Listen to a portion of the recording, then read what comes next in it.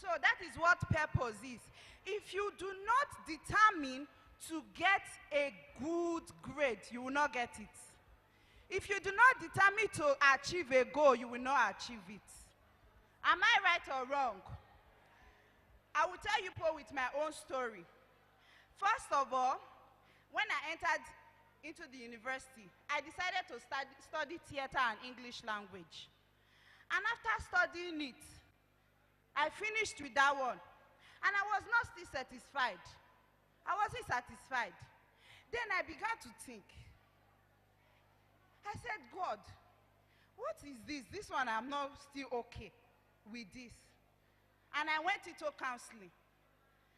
When I was studying that counseling, I asked God again. I said, I don't even know the purpose of this counseling. And he told me that I made you to study this course for a reason. Do you know what that reason is? To help people. That is what everybody's purpose is to be for. Do we understand? Any course you are studying, whether it be medicine, whether it be law, whether it be engineering, whether it be theater, whether it be English, we are studying it to what? Help people. We should always have that at the back of our mind. Is that clear? I also had a friend. He was studying medicine in the University of Benin here. He wasn't comfortable with that course, and he left. Do we know where he went to? Do we know where he went? He went to the Nigerian the Nigerian army. That's where he went. And while doing that, he found his purpose. Because he said when he was doing it, he was able to save more lives than he would have been able to save in the medicine field. Is that understood? So he was able to save more lives than in the medicine field. So to wrap it up today, I want us to know that whichever course or subject you are deciding to choose, know it at the back of your mind that it is to be for the purpose of you assisting and benefiting the society. Is that clear? Thank you, everybody. I hope we've learned today. Thank you. Please clap louder for her. Well, there was something that she said that was most instructive. Okay, two things. One, don't follow your friends to read the same course because your life is totally different from theirs. And then the second point is, at whatever time you discover that you are in the wrong place, it will not be too late to make a U-turn. In other words, even if you are in SS3 and discover that this arts I chose, I should have been better being a science student, you can actually go back to SS1 because when you think you're losing time, you are not, you're gaining time. Once again, can we put our hands together for this auntie that has done an amazing job? So remember, we are celebrating 50 years of anniversary of FGGC Benin. And what we are doing is to tell you that when you leave this school, you don't forget the school. When you leave Federal Benin, you don't forget the school. You must always come to give back. We are now going to have to wrap up this session.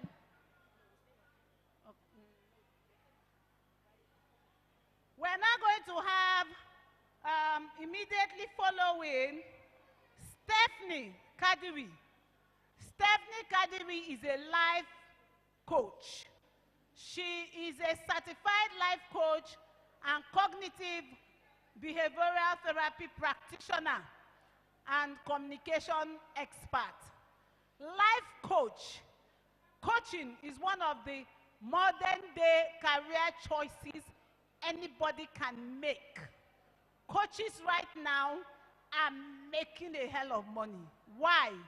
you can coach on every and anything. Whatever you're good in, you can suddenly turn to become a coach in that area. Do you understand? Do you understand?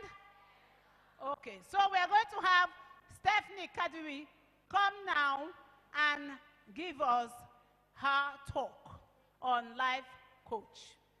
Thank you. Okay, as Stephanie Kadiri is talking, please, the following people should get ready, because after her, you're coming forward to give your own career talk. We have Onose, 2004 said she's going to talk about pharmacy. If you're here, please get ready. You're going to be the next.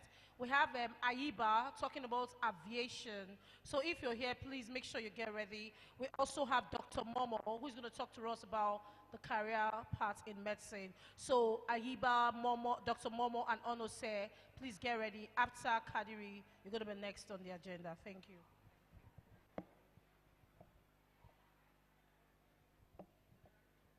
Hello, everyone. Good morning. Good morning.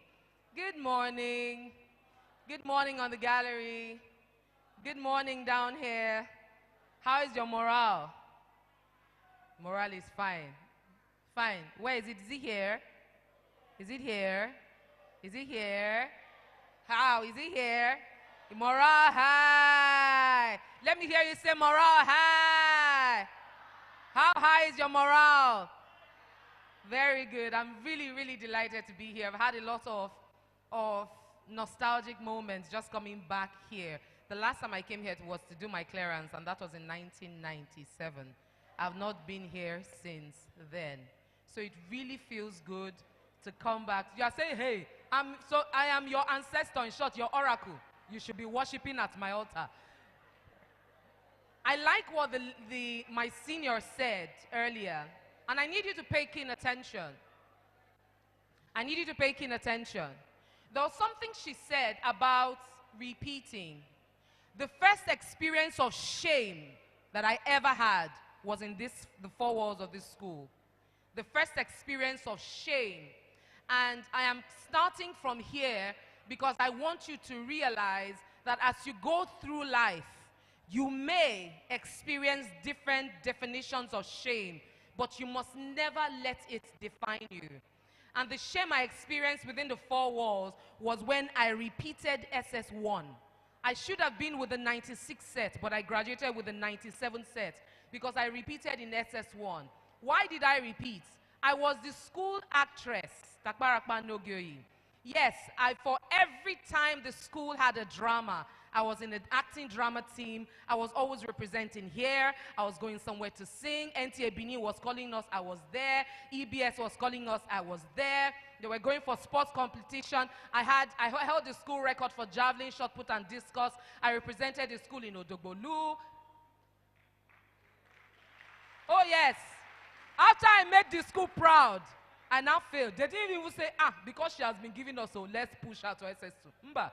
Mrs. Obienu said I should repeat SS1. The shame of going to SS1 class, I couldn't go. When I go to SS2 classes, the teacher will now be like, you're not supposed to be here. They will send me out. Of which when I went back home, my mother said, where's your report card? I said, they didn't give us. She said, federal schools. My mother used to be a federal teacher. She finished from Bumosho. And then she said, federal schools have gotten bad. They didn't give a report card. Let the school resume. That was after first term, because first term I didn't write exam. I spent the entire term hiding behind classrooms. When they would drive me from SS2 class, I couldn't enter SS1 class. I would hide in talk shop, hide up until the term is over. I didn't write exam. I went home and I told my mother they didn't give report card. A full term gone. So, of course, Mrs. Aqua, she came to school to attack the principal. What is happening to federal schools? This is not how we left it, because they used to be colleagues in Federal Onitsha where I started. I came here in my GSS2. And then Mr. Obienu said, Ngbo, you don't have results. And it was at that point, when you have done. By this time, I was already reversing to the door because I know that my mother is coming for me. In the principal's office, and she just said, call the guidance counselor. Now, the guidance counselor in SS1 said, the person told me, and thank God for teachers that are able to recognize your gift. The guidance counselor told me then, said, you are gifted in the areas of art. Stay in an art class in SS1. I said, no, everybody in my house are science students, including my late father. I cannot be the only art student. Put me in science class. And then she said, if we put you, you must sign an undertaking that if you do not do well, you repeat SS1. I signed it. So when the principal called the guidance counselor and they looked at my result, my mother didn't wait. She started beating me on the street here. This beginning. From Prince's office, she beat me like this. Be going to your class. She took me to the SS1 class. The class I was too ashamed to enter. And then she said, who is the class prefect? The class prefect stood up. Where is her chair? Said, that's a chair. Said, sit down there. Say, make sure she does not leave this class. All the shame, I felt it. Plus the beating, But then, what I told myself was, I will navigate from here. And that's how life is. That term, usually I used to close the door. I used to come 38, out of 40. That term, I came third. I came third. I didn't just come third. I came first in math. For me, it was a time, it was me proving that I can and letting my mother know that I can. Now, this didn't stop me from engaging. Now, even in SS3, I was still acting here. We went for French competition in Jos. We went here. And Mrs. Obasi, blessed memories, Miss Obasi, senior boarding house mistress, she said, whether you are doing very well and you've made us proud, but this is SS3. If you continue like this, you will repeat WAEC. And I drew my ears. And I wrote and I passed. But then through life, I have experienced other forms of failures and shame. But one of the things I told myself was, shame does not kill you. You have to learn to own your shame and redefine yourself from there. Because if you don't, it will make you hide and make you lose the possibility of all that you could ever be to yourself. I heard the lady talking earlier about abstinence. Let me tell you why you should abstain. Everybody here is in GSS1. They are sexually active GSS1 girls. If you know you are, just be looking at me like as though you didn't see. Just be looking straight. So the reason why you must abstain is because really, in life, there is time for everything. There's a season for everything. Hold yourself. You go marry, now you say go they run. Hold yourself. Because the time will come. If you are not ready for an unwanted pregnancy, which will totally distract your life. Now, the truth is, if that distracts you, you can still find yourself. But sometimes we can avoid some things.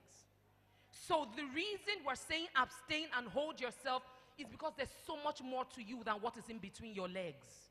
And you need to know how to close it. You need to know how to choose yourself. And if someone is telling you open it, the person is not in good, does not have the good of you at heart, and you need to walk away from that person. Because there's so much more in your future that you not closing your legs now can mess up. The person that is for you, the man that is yours will come in the due season. He will find you as you are, and he will love you for who you are. You don't need to offer yourself for someone to believe that they love you. You don't need to. They will love you because of who you are. They will appreciate your body. They will respect your values, and they will wait for you. Sex can wait, even if you're in SS3. Let it wait. If you are getting into a relationship, it's because you want to marry. It's not for gum body or to feel cool. There's nothing feeling cool about, just because I have a boyfriend. To what end? Is he going to marry you? If he's going to marry you, he can't wait because you're going to be doing it for the rest of your lives. So this is really just to let you know that you are not too young to choose yourselves. You are not too young to begin to redefine your cause. And I thank God that regardless of my closeness with Mrs. Obienu, my mother didn't want to cover her shame to say, please let her just go, which is what I've seen many parents do. Let the child just move. No, I was made to repeat. And that taught me integrity and character on different levels. Because then if you want success, you work for it. You don't steal it. You don't go through the back door. You have your vision in focus and you walk towards it. And you achieve it. And then you are confident that no matter what comes, oh dear, she let them ask you questions from night. You can answer why, because you know how you got it. So this is just to encourage you, to let you know that you have a whole life in front of you. And don't begin to feel, like someone said earlier, oh, my mates have no one. Turn to somebody, tell the person, you are not my mate. We may be classmates, roommates, bunkmates, course mates, We are not life mates. So let nobody be the yardstick for which you judge how you become. If they have gone, it's their own. They may be a tomato seed, you're an iroko seed. If you compare yourself with them, you will kill your potential before it even sees the light of day. So for every time you feel the pressure, and it is worse, what we suffered in our time doesn't even hold a candle to what you suffer in this social media age. But you need to recognize that every human being here is genius. There's a genius in you, and there's a responsibility to the teachers to help them discover that genius, to help them identify the genius, because you are institutional parents. We are biological parents. Their parents are biological parents that send them here. You are the second level of parenting as institutional parents. You have a responsibility to not just teach them intellectually, but to teach them values and morals and become a life compass that becomes the stability that takes them to the next level. Up until they not get to the point of meeting people at places of work who is going to teach them career. Those are societal parents who are now going to take you to the next dimension. So whatever it is, recognize no one is your mate. Embrace your journey, embrace your time. Ogadi, at the end of the day, who will be, will be. Thank you. I don't expect you to sit down to clap for her. Please, please, let's stand up and clap for her.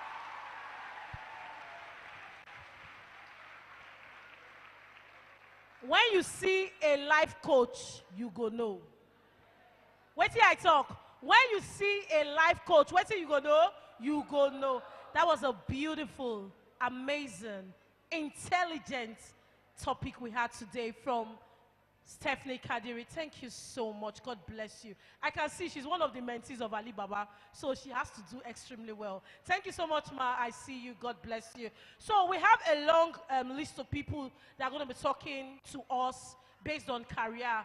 But because we don't have so much time, we're going to divide your time for 10 minutes each. Please, when you come on the stage, please, we'll just have 10 minutes for you. Please, just give us your punchline. I beg.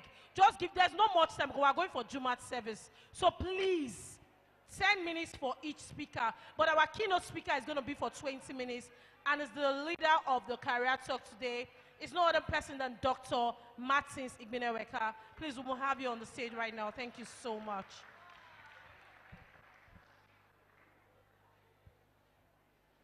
Thank you very much. Happy 50th homecoming to our old girls. And permit me to dwell on existing protocol. Let me also acknowledge the presence of my former Deputy Vice Chancellor seated here. Ma, you're welcome. Please, can we put our hands together for her? My name is, I'm Dr. Martins Igbeneweka. I'm a counseling psychologist and a lecturer in the Department of Educational Evaluation and Counseling Psychology, Faculty of Education, University of Benin. Today, I'll be talking to the young ones here. The topic of what I'll be talking about, my career, my choice. Can I hear that, please? Madam, hello. Hello, ma'am, please. Say, my career, my choice. Those on the podium, can I hear you say, my career, my choice? Those over here, can I hear you say, my career, my choice? Now, as young persons, we're at that point in life where many of us are indecisive. We are thinking about what to become in life. And very now and often we are confused about what is a career and what is a job. Like I said, echo it. And you said, my career, my choice. When we talk of choices, we talk of alternatives. The possibility of picking one out of others. And what's a career? What's a job? Earlier today, one of the anchor of this event said, she's an MC.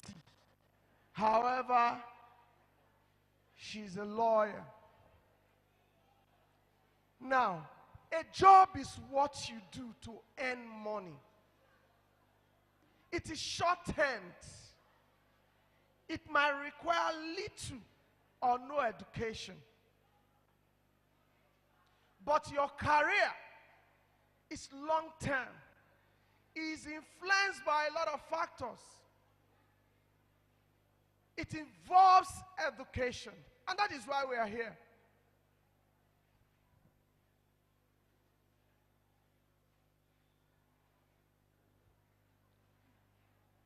Research, evidence and research have shown that as humans, we spend 1/3 of our lifespan working. So if we take that into cognizance, we must be careful how we choose our career, what influences our career. Young girls, I tell you, be mindful of the career you choose. Because while choosing your career, take into cognizance your life goal. Like Frank Parson said, the father of vocational choices. He said, for us to choose any career, it is tripartite. It means there are 3 things to take into cognizance. He said, know thyself. Say it after me. Know thyself. Can you echo it, please? He said, know the word of work. Then finally, he said, match the information you know about yourself and the word of work in choosing a career. How many of us know ourselves? What is the knowledge you have about yourself? I'm so pleased. 2 days ago, I was on ITV, and I said, regardless of the educational gains, most of the schools in our state lack practicing counselors. And I'm proud to say Federal Government Guest College, Benin City, is one of those schools that has a practicing and efficient counseling centers. Can you put your hands together for them? I'm not saying this just to woo you, because I have sent students here on practicum. I'm talking of postgraduate students. What are the factors that influences our career choice? As students, many of you will sit down, I want to be a doctor. I want to be a nurse. Some of you, while the DJ was playing, I saw one singing and dancing. She might wake up tomorrow and say, I want to be a musician. Some will say, I want to be a pilot. A lot of factors must be taken into cognizance, must be put to play. What are these factors? One of these factors is parental desire and parental pressure. Very now and often, some of you who came from parents who are business-minded, they want you to pursue a career that suits theirs. Yes or no? If you see, most time the children of medical doctors want their kids to be medical doctors. The children of lawyers want their children to be what? Is that the right thing? Is that profession matching with their personality according to the affirmation points I gave, emphasized by Frank Parson? No. No. Parental desire should not be a yardstick for choosing a profession. Parents, let me talk to our mothers here. Please, many of us are grandmothers already. Let's leave our children to choose professions that suit them. I give you an instance. Davido went to school to study what? Music. Is he excelling? Yes. When you do what you love, you work for free. I have always wanted to be a teacher. And I'm a proud teacher and counselor. And whenever I do things like this, I work for what? Free. Please, can we reduce the distraction, please? Another factor that influences our vocational or career choice is peer pressure. Many a time you see young persons, they want to become nurses because their friends want to become nurses. What do you want to be? Or ask, what do you want to be? So I want to be a doctor. I want to be a doctor. Are you good in sciences? Your personality type, does it match that profession you ought for? These are factors that must be taken into cognizance. Another factor that influences career choice, that affects us as young person, is our past performance. You saw what the last speaker said. She said she repeated. And at that point of repeating, her life changed. In psychology, we call it cognitive restructuring. She had a different perception about life and about her person. Listen, I repeat it. Students, are you hearing me? Let nobody shame you. Let nobody talk you down. I said, examination is not a true test of what? Of knowledge. Examination can only be a true test of knowledge when all variables are constant. And what are the variables? I give an instance. When a child loses the father and has an exam, can that child perform well on that paper? No. Another factor is our potential. Another factor that can influence our career choice is placement. Sometimes you see students who are good in secondary school. When they are sent to the university, post-UME place them where they don't want. And this hamper their career choice. Another factor that influences our career pursuit is our personality drive. And thank you and thank God that's why you have a counselor here. There are sociometric tests that can be taken. Personality inventory, career inventory, to know where suits you more. Another factor is affordability. Sometimes some children are good in sciences, but their parents cannot afford that course in the university. These are factors that influence career choice. Then how do I make a career choice when I am undecided? How? Like I said, Frank Parsons said, know thyself. Examine yourself. Know your interests. Know your value. Traits. Know the traits you portray. Your counselor can help you through personality inventory. Ask yourself question. What do you like learning about? What are the most important things in life? What do you want to succeed in? While taking this decision, reflect on your motivation. This career I want to choose, why am I choosing it? Is it because of the salary? Is it because of the freedom I will get from it? Is it because of the work life? Or is it because of the career growth? These are questions that must be answered. Think about the long-term goal of your career. Like I said, my DVC is there and my professor. Ma, you know as a professor you will retire at 70. Am I right, ma? But that's the long-term goal. Others are retiring in 60, 65. These are factors that must be taken into cognizance while choosing our career. Seek out professional help. Seek out professional help and assessment. And I thank God we have a functional counseling center here. Please, go there. Open up. Your counselors are there. They are experts. They are trained on their feet. Meet them. Is it vocational? Is it socio-personal? Meet them. Finally, explore career options. Use your mobile phones well. Explore career options. Think of what it takes to have a career. Thank you very much. I hope I kept to my 10 minutes. Thank you. Thank you.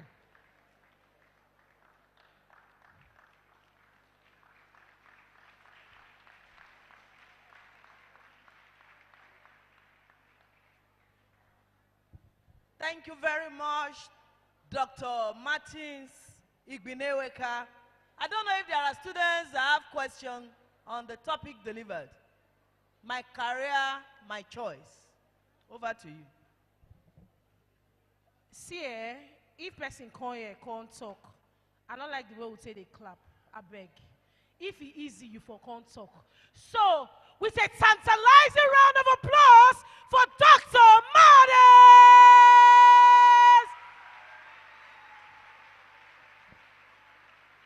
Okay, if I not shout, now I no go clap.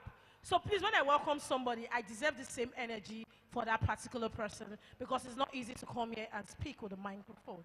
So the next person we're going to call, please, I'm timing you so that I don't come and collect the mic from your hand. It's 10 minutes, please. Just give us your punchlines and let's understand. So we're going to call for business, Abiola Abiodun Tijan. If you are here, can I see you? Abiola Abiodun Tijan. A round of applause. Keep clapping, keep clapping. She comes on the pulpit. Keep clapping. If your hands are not busy, keep clapping. Thank you so much. Good afternoon, everybody. I left here 42 years ago. Part of the 81 set. And I'm going to be very brief, extremely brief. I'm in UK. I left here in 1981. I went to UK to do my A-levels. Who repeated? Well, she said she repeated in Nigeria. I repeated in UK. I got there, I lost my senses, I failed my A-levels. My dad said, come home for a holiday, and it took me 2 years to get myself back in UK. I went back, I never failed again. I'm the first of 5. 3 of us came here. My younger sister is here as well with me. I went back, I did my uni in UK, and my first job was with Barclays Bank as an assistant special projects manager. All through my career in UK, I only worked for banks, ending as senior research editor. What that means is that I publish information for the stock markets, for Bloomberg, Reuters, and Thomson Financial. I was the only black, not only black person, or I was the only black person. There wasn't a black man in senior management. It was a lonely life. So from Ugbowa village to a FTSE 100 company in UK, and being the only black person there, I had to work harder than my European counterparts to make myself known. Needless to say, after 25 years in the city, I ended up setting up my own business. And I actually started from scratch. And to God be the glory, today, my company, which is also in education, is in the top 50 in Europe and Africa. So basically, I'm sitting on more than £500,000 company. Not naira, pounds. What I'm trying to say is this. The sky is really the limit. I look at you girls, and I'm proud to be. Yesterday, I was close to tears, thinking that this is where I too started from.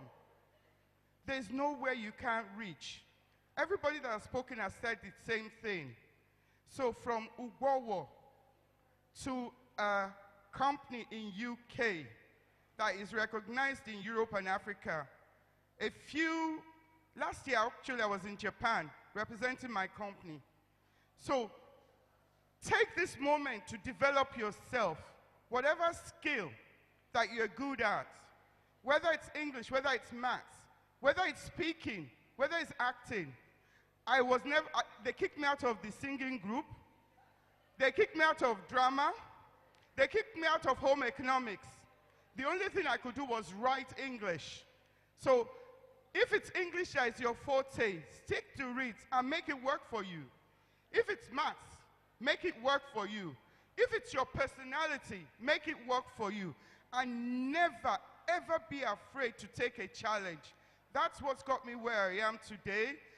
Good luck, you girls. I want to see more future girls like us in the future. At one time, this was my today. As you are 10-year-olds, 11-year-olds, not knowing what the future held for us. But when I look back and I see my colleagues and mates, I'm so proud that this was my starting base. So take it and take it to the world. Federal girls, we do really rock, no matter what age. Thank you.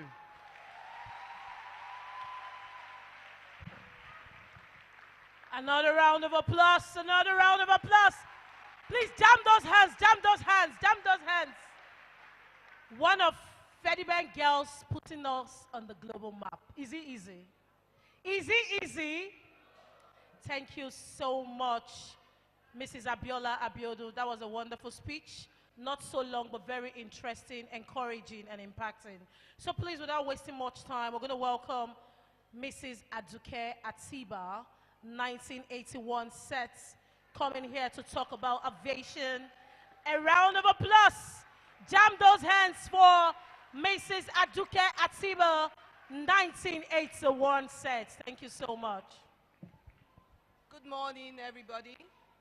Principal staff, my fellow old girls, and the young students in the house. My name is Aduke Atiba. Just like Biola said, we all left here some 42 years back as young girls with a lot of dreams, hopes, and aspirations. And it gives us great sense of joy and fulfillment to be back here today. If I'm going to speak about aviation in just 5 minutes, it's going to be very difficult. So I'll just try and inspire young girls, which is one thing I do quite often, in science, technology, engineering, and math courses. I know everybody fears the physical sciences in particular. We all see maths as very difficult. I'm a product of lecturer parents. My father was a professor in chemical engineering. And one thing he always told us, or told me, I have two sisters. There are two of us sisters who passed out of here also, is that the difference between the male and the female is just physical strength. So to the young girls here, don't be intimidated by science, technology, engineering, maths. Say, I can't pass maths. I can. No, you can. I'm so excited to hear that we have a career counseling unit. Maths is just practice. Constant practice and repetition until it sticks. You keep doing it until you become good at doing a good thing. So about myself, briefly, I studied architecture at the University of Ife, first degree and second degree. And then I worked as an architect for a brief stint before I was involved in setting up an aviation company. And today I work in very senior level in an airline in Nigeria. And I must say, I'm sure I'm the only female, the most senior in the airline industry that is a female. So if I can do it, I won't tell you where I work for. You can also do it. So basically, talking about aviation, I'd like to say everybody thinks aviation is limited to the pilots. We all see the pilots, we think the flight crew, and we think that is all aviation is all about. But aviation, basically, you have flight crew, and you have the ground staff, and then you have the management people. So you can fit into so many areas. It's not only the pilot. In our organization, we have a lot of females. I have female pilots, I have female engineers working under me, I have female meteorological officers, we have air traffic control officers, and we have aeromedical personnel too. So even if you study medicine, you can also work in aviation. And we have the people who do the flight planning, we have the ground dispatch staff. It's a potpourri of so many people. So if you want to take more interest in aviation, I mean, I'm happy to leave the slides with the school. I have some slides prepared. But the whole essence of this is to tell you that if I could do it, you all can do it. It just starts by being purposeful. When I was in school, we were only 4 girls in a class of 50 boys, but we distinguished ourselves. And each and every one of us today, I tell you, are distinguished. Another classmate of mine from Federal Benin was also in my set in uni, but we have all gone up to develop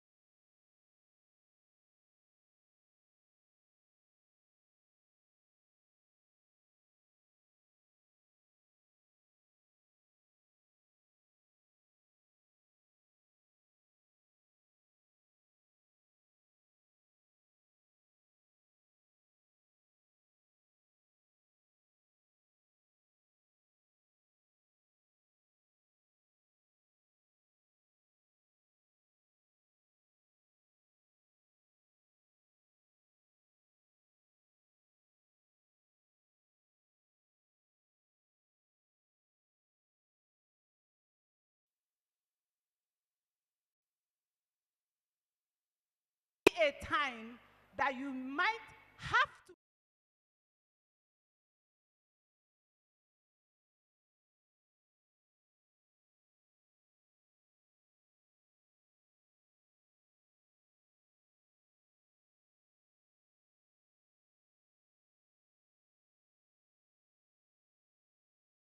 man can do even better. And today, she's the only female in the aviation industry. Please, can we put our hands together for these two people for coming out to tell us that we can actually rise? Okay, one of the few females. Okay, there will be a correction.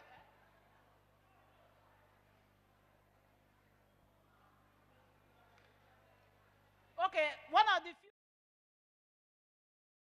Understand, one day I went for a function as the legal officer, and they described me as the company secretary. I had to quickly change it because I still needed my job. Well, so the next person that is going to speak to us on a very important career, which in my time all the art students wanted to be, is a lawyer. We are going to have Ozioma Izuora come to speak to us about what it takes to be a lawyer and how to become a successful lawyer. Because if you're in any profession and you are not successful, then there is a problem. Please put your hands together for Ozioma Izuora. Thank you. How many people want to be lawyers in here? Students. Yay, fantastic. Okay. I'm going to do two things because I'm not just a lawyer, I teach law. So I'm going to talk as a teacher of law and a person who was a teacher to begin with before studying law. I own everything everybody has said so far. Let nothing stop you. And I brought along with me, and I will donate 4 copies of this to the school, the memoir I wrote on my 60th birthday. It's called A Bee to Pollen Drawn. How the child of people who were not anything much, mere business people, people who are just struggling, went through life. And like the bee was picking from one to the other until she got to where she is. Girls, you can get there. You do not have to get there like me, like the bee, picking pollen and pollen and pollen and all, but you can now that you have direction. Let me just tell a personal story. When I was here, and I left here 1980. Can you clap for me? We were the 3rd set of students. When I left here, I wasn't sure exactly how I wanted to operate. I knew I liked literature. I knew I liked English, and I was following what I liked. It took the University of Life to keep directing me until I got to a place where I now teach law students. Now, you want to be lawyers. I want to share the experience I have as a law teacher. Many of you, you are attracted to the word lawyer. You just want to be called lawyer because either parents are lawyers or you think being a lawyer is prestigious. The rigor that goes into studying law, do not forget that. It doesn't get any easier. You have to be determined to do it. Don't be like the students who come to me begging for marks. And let me tell you one thing. As law students, when you go to law school will ask for information about you while you were studying. And if you cheated or did drugs or did anything underhand, you might never be called to the bar. So studying law is a huge responsibility. Do not be quacks. Those who want to come and pose as lawyers without knowing much. But let me tell you, among the old girls here, from the MC to what all these young people, young old students, many of them studied law. Many of them, she is a coach, she is an MC. go and check. There are many lawyers there.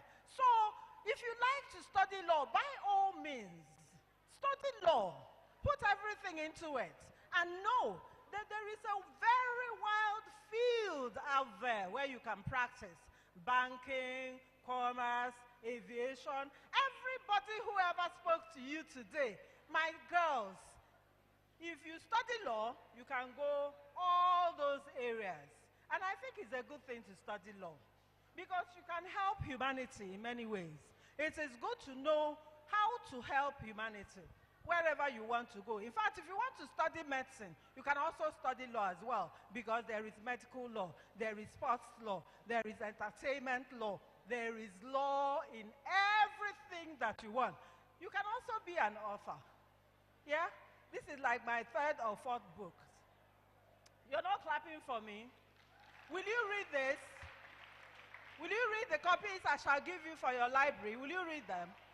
When you read it, you will see how Federal Government College Girls Benin City made me and how I have never seen any stumbling block I could not scale because of FGCC Benin. So please do study law by all means, but be good lawyers. Eyage, are you here? A round of applause for Doctor!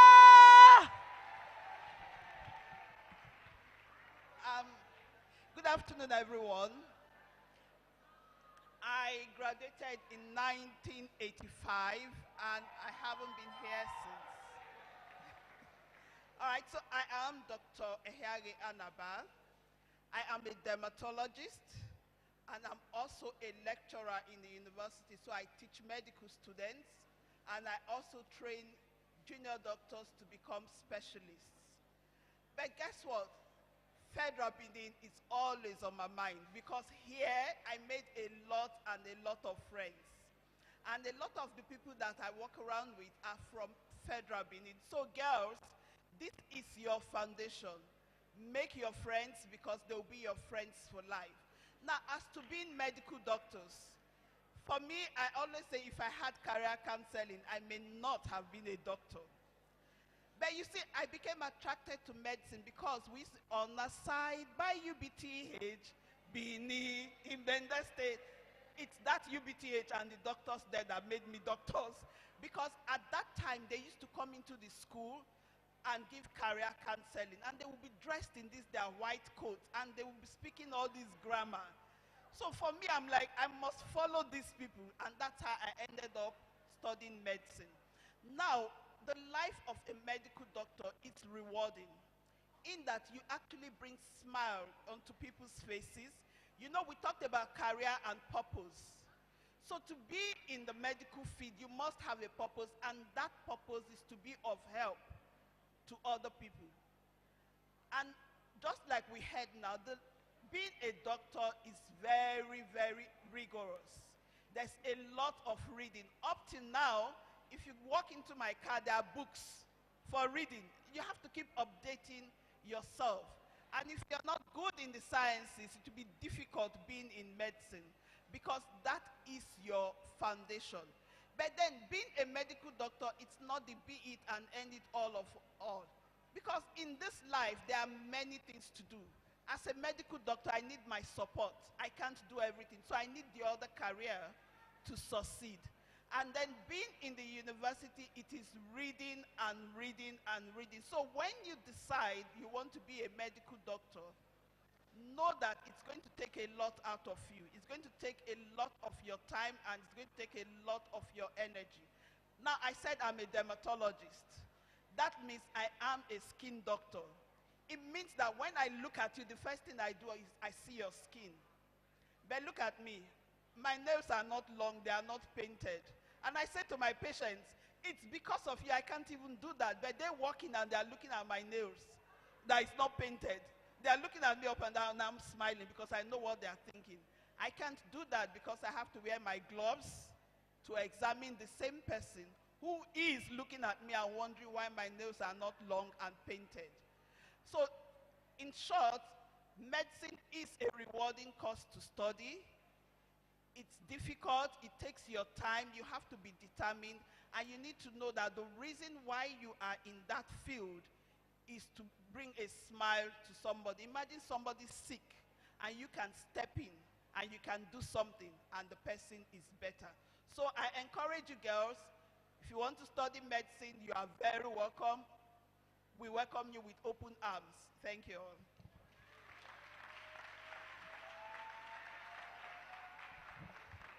Thank you very much. When she said she was a dermatologist, how many people know who a dermatologist is? Okay, if you are bold, I don't want chorus answer. If you are bold, come.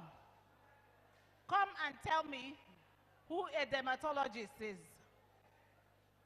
Okay, so since you're not bold, that means you're not even sure of the answer. Come. Please put your hands together for her. Your name? My name is Aldofre. A dermatologist is a doctor that specializes on skin. She said the doctor specializes on skin. Can we put our hands together for her? Yes, thank you very much. So that means after medicine, she went and specialized on skin because the way your skin should look is very important.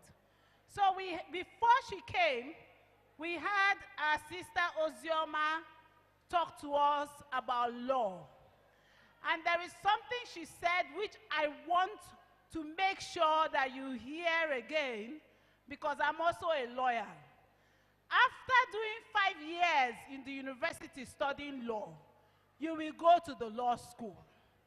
And because you must be a person of character, at the time you want to leave law school, there's going to be inquiries about your life from secondary school to the university. And if there is anything found out of place, your 6 years will be in vain. Is that sobering enough? So it is for you to make sure that you don't live a life that you will regret tomorrow.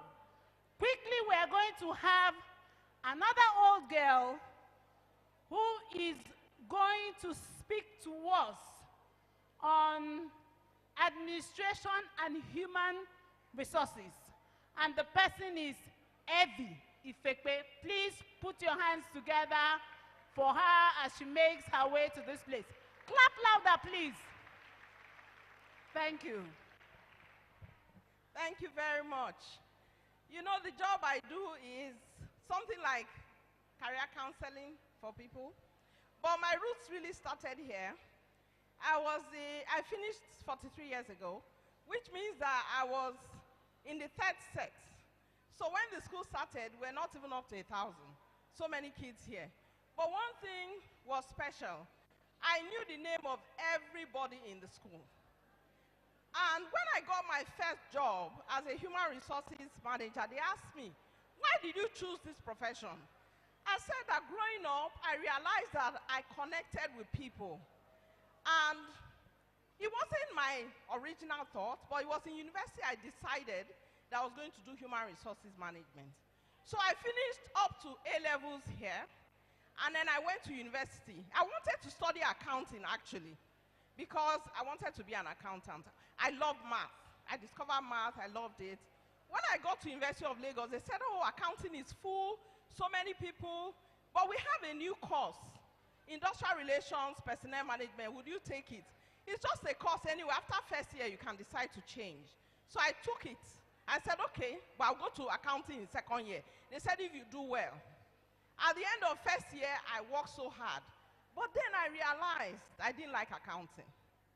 Honestly, and what you want to do begins with your passion.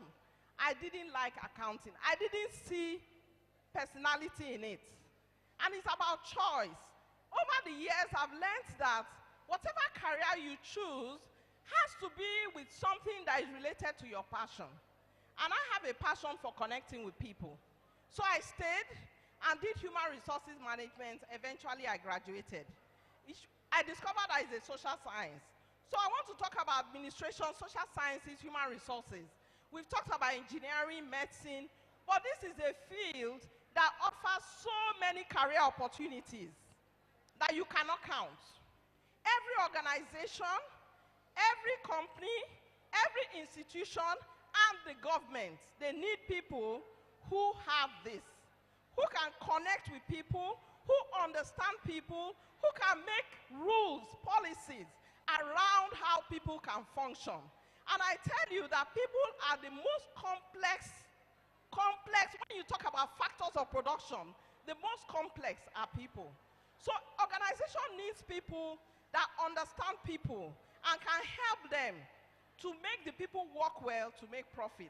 So if you like people, social science is your thing. Social science is the study of society and of people and of cultures. And it comes in a lot of courses. So the range of courses you have in business can enable you do social science and enable you function in marketing. So all these kind of careers, whether you are doing marketing, customer service, even IT, you need to know people, because IT is not made for, it's made for humanity. Yeah? It's made for businesses to function. So that's why you can do what you want to do. But you know, it's very, very important. If you find that you love people, you have a gift for people, you like things structured, then you should choose a social science course. If you have a passion like that, you should choose. It will take you places. So about my career, I left FGC and I started my career in banking. 5 years down the road, I said, I'm not going to stay here. You know, I don't really want to do this. And I decided I was going back to human resources, and I joined an oil company. And I want to tell you that it doesn't matter what you do. If you put in the effort, excellence can take you to the top. Today, I'm an executive director in an oil and gas company, one of the 5 biggest ones in the country, which means that focus on excellence, you will get to wherever you want to be. Who will think I'm the only female director in a domain of engineering and oil and gas? You can sit on that board and you can have your say. So I just want to encourage you that whatever you are doing, it doesn't matter that you choose art, science, or engineering. Just choose excellence and you will get to the top. Understand what your passion is, go in that direction, make a difference. I wish you the best, and I hope one day you have a story to tell like me. God bless you. Thank you so much. Another round of applause for Mrs. Evie. Another round of applause for her. We are not clapping. Are we tired? Are we tired? Yes, for what? You people have not started. We are here. We are here for you people, so you'll be here for us. So we're going to call on another person. Please, our time is 10 minutes to talk, please, because we have Jumat service after this. So please, we're going to call on Inye Obehige, 1996 set, talking about taxation. Are you here? Hello? A round of applause for her. Jam those hands together, jam those hands together. Welcome. Thank you, MCs. Hello? Hello? Can you hear me? I want you all to open your ears because we are talking of the job we are going to do in the future. As Senior Ozioma and Chinyere, the MC, have said, we are lawyers.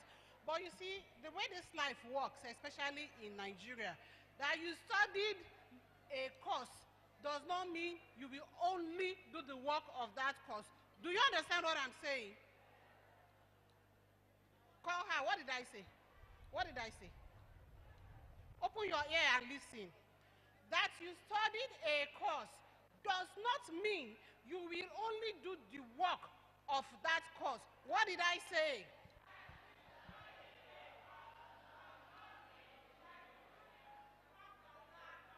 Keep it in mind in this Nigeria, and even outside, you keep it in mind.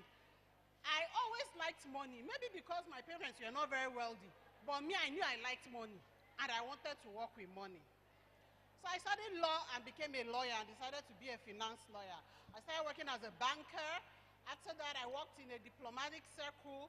Then I entered taxation, and that is what I want to talk to you about today. Taxation. Who is here and can tell me what a tax is? What is tax? You know, in school then, some girls will be taxing some junior girls their food. So, who can tell me what tax is? If I don't get an answer, I'll put the microphone down. No. Ah. Who can tell me what tax is? A definition of tax. So, no student in this school knows what tax is. Ha. Ha. Please, who is the economics teacher? Come. There will be problem. Can you hear me? I'm going to ask you what she said tax is. So please listen. It's important you get this. What is tax? I'm not sure how to try. Tax is the amount of money we as citizens pay to the government. Thank you. Did you hear her? Tax is the amount of money we as citizens pay to the government. Please clap for her. Now, why is tax important? Tax is important because, look at UBTH, it didn't fall from heaven. It was not always there. Actually, it was built with government money. Do you understand that? Even the road of your school, it was built with government money. If you think the government is not doing enough, just wait until the day the government does not do anything. Then you will know that that small that the government is doing is not a mistake. Government is doing something with tax. Why is the government not doing enough? Because some people are not paying tax.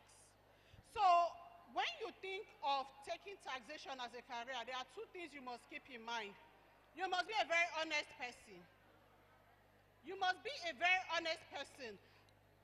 I work for the federal government. We collect tax from companies. A company that is making 10 billion, we tell you I made only 2 billion. Because when you tell me how much your tax is, I will calculate your turnover is. I will calculate the percentage that should be taxed. So if you tell me your turnover is 10 billion, I will calculate your expenses, your salary, your building, and then I will tell you, okay, pay 1/3, 30% as tax. When you tell me that your turnover is 2 billion, then I'll be calculating 30% of that small 2 billion. Do you understand? So now, if you're a tax officer, the first thing that will happen to you is that people will come and be giving you money. They will give you money that, please, lower my tax. Please, allow me to lie. So if you know you want to pursue a career in taxation, please, start being honest from today. Start being honest from today. I'm known in my office as somebody that doesn't smile when it comes to money. You don't even talk to me about it. Because when certain files come, the tax controller will tell you, go and give in here, because you cannot discuss inducement with her. You cannot discuss it. Not that you cannot even offer her. You can't bring up that discussion. It can't happen. And that discussion came from the foundation we were giving in FGGC Benin. Let's clap for ourselves. So the key feature of a tax person is honesty and honesty and attention to detail. You must be able to pick out details. You cannot tell me that you made 10 million and then you made only 10 million in your business. Then you are driving a Lexus of 25 million, which means you are hiding money. So please, I want to appeal to you.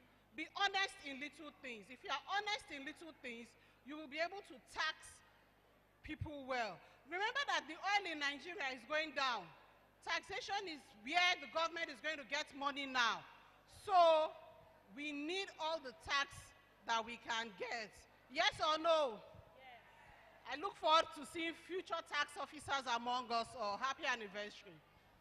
Thank you so much. Another round of applause. Another round of applause. See, I don't know about you, Shao, but I'm proud to be an old girl association. So if you are proud of yourself from 1985 till 2003, a round of applause for yourself, please. Old girls, a round of applause. You can see in this particular school, so many people have emerged as a very good success in each and of our careers, from doctors to lawyers to tax officers to aviation ministers to so many things. As I'm talking to you right now, I'm a chef. You need to test my food and you'll know what I mean. A round of applause for me. And not just they cook, but they cook well. So this what I'm doing is on the side. So like what the other speaker said, you can do a lot of things. Not just one, not just two. So you can be multi-talented and be very good at what you do. So without wasting much time, we're going to welcome another person, Onose, year 2004, to talk about pharmacy. Are you here? Onose 2004, talking about pharmacy. Onose, are you here? If she's not here, we're going to call on Onose, are you here? Yes, a round of applause, a round of applause. See, she's a pharmacist. I don't know if you understand. Please, a round of applause for I don't know why. Clap for her. When you reach that song, they go clap for her. What did they do? Now clap. We need your attention, please. This is a pharmacy. Don't look at her that she's small. She carry weights. Thank you so much, Onose. God bless you. All right, thank you. Hi, everyone. Hello. What's the first thing you notice about me? That I'm small, right? I'm small, right? Okay, let me shock you guys. I graduated in 2004, and I am a mother of 2 children. Yes, I'm a mother of 2 children, right? And just until last month, I was a manager in a pharmaceutical company, a multinational pharmaceutical company. So, if you are like me and you feel like you are small, if you are like me, you feel like you are small, and people look down on you, just remember that you met somebody here today, Onose, who is a manager, who is a business owner, who is a mother of 2, and who is doing very well, and who is a federal old girl. All right? I'm a pharmacist by training, okay? Now, what's the beautiful thing about pharmacy? How many of you have ever heard of a pharmacist? If you have ever heard of a pharmacist, say yay! Correct. Me, when I was in school, I never heard of a pharmacist, but you have the opportunity today. Now, who is a pharmacist? A pharmacist is the most diverse aspect of the medical profession. So for doctors, yes, they treat, they're into administration and all that. What do? A pharmacist will prepare medications, that's we manufacture. We are licensed to manufacture. We are licensed to distribute. We are licensed to dispense. And so what does that, we are also licensed to teach people to become pharmacists. Now we have different aspects of pharmacy, so you are not streamlined. Very interesting. We have hospital pharmacists. I'm sure when your parents take to the hospital, you have people who dispense drugs to you. Those are hospital pharmacists. So if you have a passion for that, you have a place. And then we have administrative pharmacists. How many of you have heard of NAFDAC? Responsible for the regulation of medications. If that is a passion for you, you say, no, there are too many fake drugs in Nigeria. I want to be one of those that will put a stop to it. You have a place as well. We also have community pharmacy. I'm sure around your house, on your street, on your road, you have pharmacies that you quickly go and get paracetamol, you have malaria, they attend to you. You also have community pharmacy. So if you have a passion for that, and you have a passion for business, you also have a place there. And then we have industrial pharmacies. Those are those who are responsible for manufacturing the medications. You take vitamin C, you take Ampiclox, you take anti-malaria. You have all that. If you have a passion for that, there's also a place for you. Should I continue? I'm not done, no. Guess what? We still have academic pharmacists. Those are those who have a passion for imparting knowledge. They are teachers, they are lecturers. We also have research pharmacists. You want to do research, you want to discover the newest medication. We are also there for you. And then, last but not the least, we have the public health pharmacists. These are people that are responsible for ensuring that, remember COVID-19, there were pharmacists behind the scene, helping with development of vaccines to ensure that we are all safe. So you can see that you are not just streamlined. In pharmacy, you can do a whole lot. Remember I said I was a manager in a pharmaceutical company. Guess what? While I was working on that job, I also had a side hustle. I'm married to a pharmacist, by the way, and we had a community pharmacy we were running. And so when the economy crumbled and the company shut down, what happened? While people were running helter-skelter, what did I do? I just simply moved like this into my community pharmacy. And you know the funny thing? That pharmacy can pay me ×2 or ×3 of the salary I was earning every month. So if you are like me and you have a passion for the medical field, you want to contribute to health, and you don't know where to put yourself, pharmacy is a good option. What do you need? Physics, chemistry, biology. 6 years in the university, 1 year of internship, NYSC, and you are good to go. And wherever you go in the world, you are recognized. All right?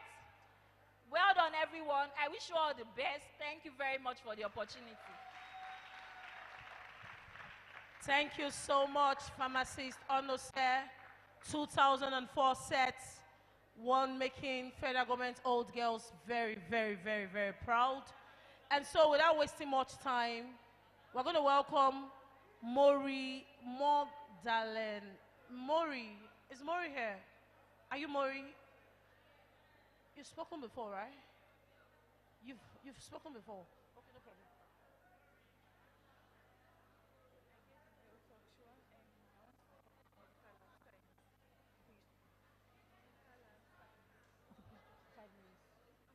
Okay, so this is Mori talking about medical lab science.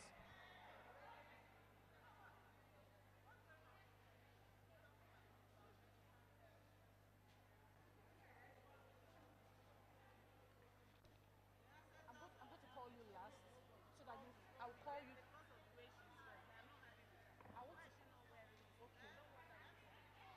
Okay, so she's spoken before, and they said I should bring in.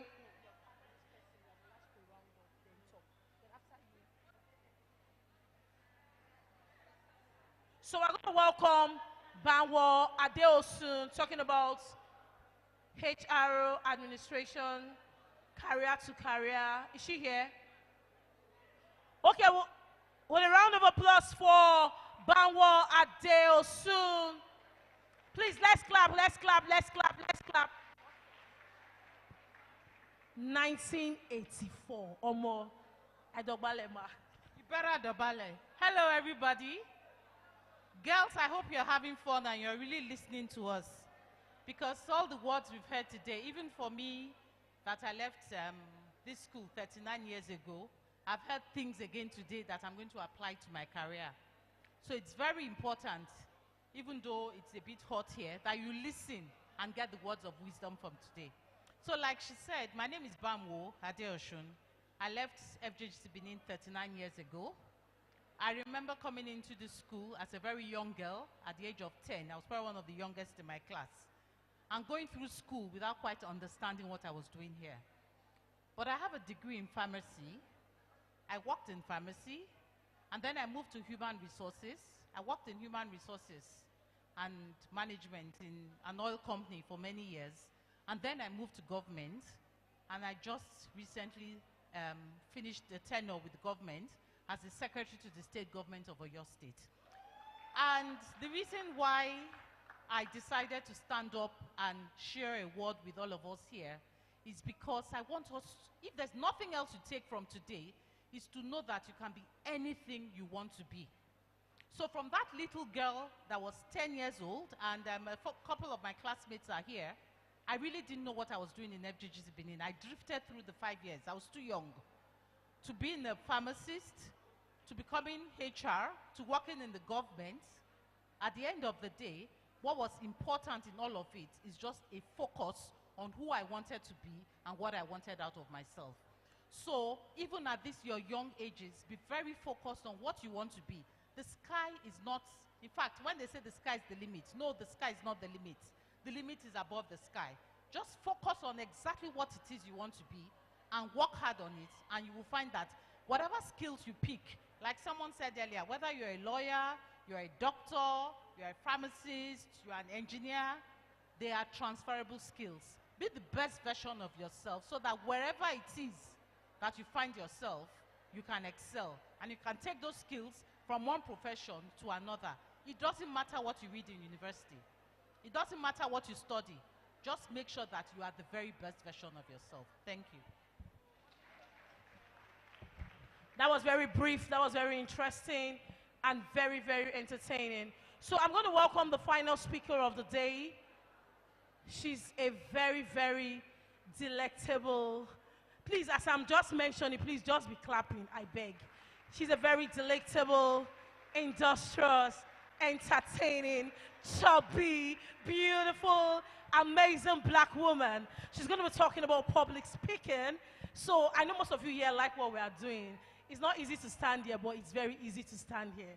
So please, with a wonderful round of applause, let's welcome Mrs. Chinyere Obasi to come and talk about public speaking. Thank you. Thank you very much. Students, are you learning? Yes, it's important to learn because all of us who became what we were today used to always gather in this hall and listen to professionals. So let me not waste time. Let me quickly go into public speaking. What is public speaking? Every time you speak to two or more people, automatically what you are doing is public speaking. When you speak to yourself, you are not speaking to the public. You are speaking to yourself. You are soliloquizing. You know that thing that mad people used to do? That's soliloquizing. But immediately that you're speaking to two people, that becomes public speaking. And I'm sure that when you want to speak to people, you want the people to listen to you, you want the people to understand what you're saying, you want the people to know that you know what you're talking about. Now, public speakers in Nigeria are making a hell of money. I like to talk about money, right? Many people maybe wanted to be here, but they're not here because of money. If you want to travel outside the country, but you cannot travel, sometimes it's because of money. So money is very important. But then, to become a public speaker who is invited from one place to another to speak to people, these are the qualities that you must have. Number one, ability to communicate.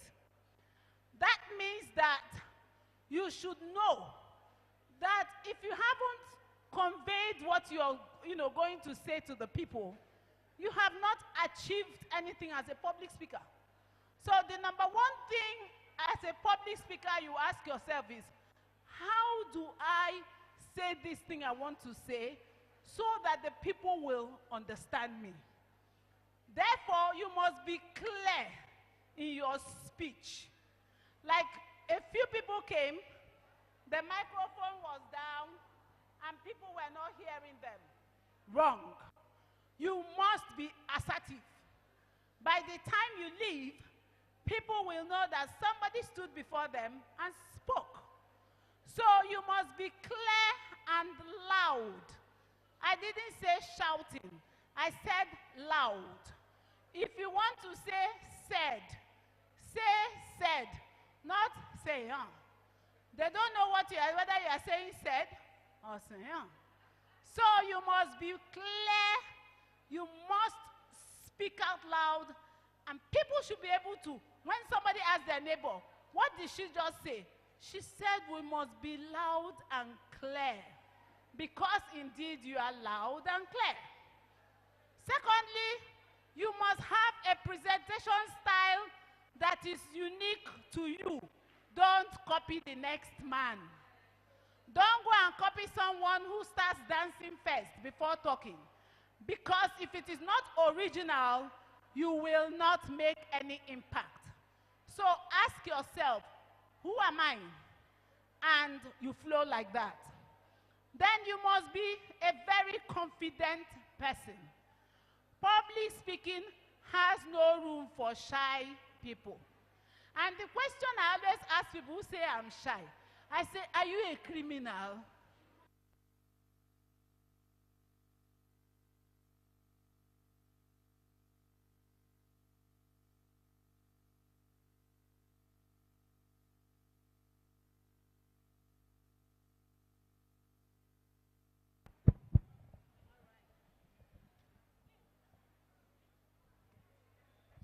So the question I always ask people who say I'm shy, I ask them, I say, are you a criminal? Are you a thief? If the 419 people and the Yahoo people are bold, showing us their ill-gotten wealth, why should you not be bold to talk about what you know? Man, you're not a thief, so don't be shy, man. Don't be what? Shy. The world has no room for shy people. I always say to my children, there is no word like yes, no. It is either a yes or a... And you know, you never know which one until you ask. Then you must have a passion. You must have a passion for what you want to speak about. You have people that say, we are parenting coaches. So when they speak with a passion. Then your passion will drive you to speak forcefully about what you know. That your passion can make you not to eat for 2 days as you talk about what you know.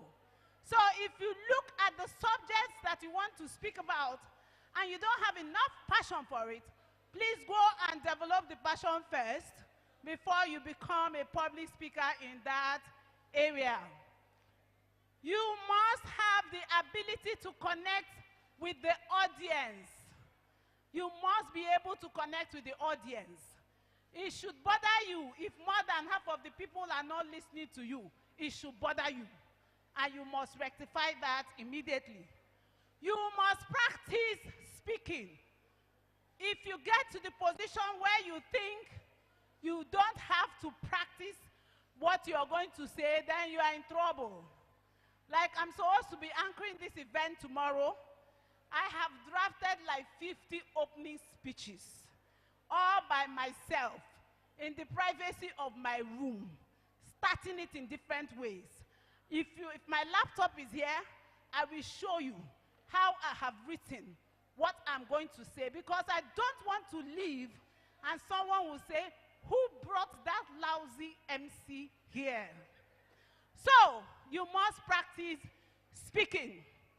Then you must read very wide so that you don't make stupid mistakes. When you make a lot of grammar mistakes, you put people off. Because in their mind, they are going to say, what is this person going to teach me? When she doesn't even know the meaning of this word. So you must read widely so that you will speak better. Then, finally, you must focus on your body language. Because you are going to be attracting attention to yourself, you have to make sure that every segment of the hall, have you seen what I've done throughout? I wasn't facing, some people will just come and they will just face these people as if they quarreled with the other side. No, you must find a way of making sure that you are speaking to every side, to every segment. Have I done very well? I know I have now. I know. Please put your hands together for me. Thank you. So, I was supposed to close for this segment. We are going for the Jumat services for our Muslim sisters. And I see a few men here, so maybe our Muslim sisters and brothers. And immediately after that, we are coming back here by 3 p.m. to start the Festival of Arts, and I prefer to put on culture, and that will now be organized and handled by our school, because they have prepared to give us a good time. VP, right? You have prepared to give us a good time? So he says they've prepared to give us a good time. So please don't go away finally. come back by 3. I want to thank you, Angoni, for having co-emceed with me today, for doing an amazing job. We expect to see all of you by 3 o'clock. Can we put our hands together for everyone who has spoken today? Everyone who has spoken today, can we put our hands together for them? Thank you very much. Have a wonderful halftime. Bye.